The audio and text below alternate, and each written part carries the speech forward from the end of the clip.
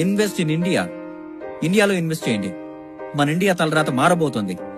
మీరు stock market లో అస్సలు రిస్క్ లేకుండా ఇన్వెస్ట్మెంట్ చేయాలనుకుంటున్నారా? అయితే ఇండియా మీద ఇన్వెస్ట్ చేయండి. అర్థమవ్వలేదా?